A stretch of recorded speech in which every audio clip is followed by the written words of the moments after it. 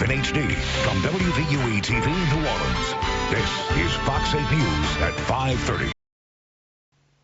You're watching Fox 8 News. 2010 LEAP test scores are out, and the Recovery School District ranks #1 in Louisiana in gains made. One expert calls the gains unprecedented, as Jennifer Van Branken explains.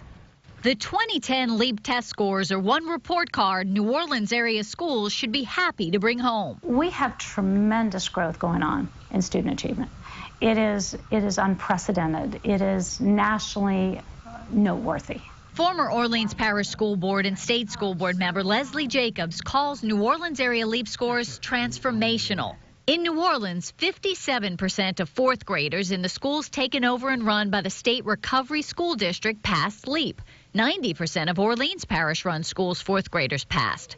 For eighth graders, the LEAP pass rate was 45% in RSD schools and 85% in the Orleans Parish School District. What New Orleans was doing before the state action is it mirrored the state. If the state grew, New Orleans showed growth. If the state had a flat year or the state actually went backwards, so did New Orleans. But since 2005, New Orleans schools have far outpaced the state's growth, cutting the gap in half.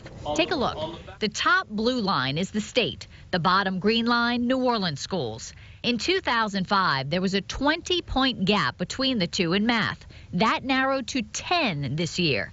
Similar results for eighth graders in English, with a 24-point gap in 2005, narrowed to a 14-point gap now. Well, I was delighted because for the third year in a row, we outperformed the state in growth. In fact, our growth this year far outdistanced the state. Recovery School District Superintendent Paul Vallas is particularly pleased to point out how well charter schools did. For third year in a row, the growth in both the charters and the direct run schools was almost identical. The direct run schools saw improvement in 26 out of 30 categories. The charter schools saw improvement in 25 out of 30 categories. You don't get much closer to that. What's next to keep the numbers on the uptick? This year, extended year was optional. Next year, extended year will be mandatory. So really, next month, we're going to have a full-blown 11-month school year.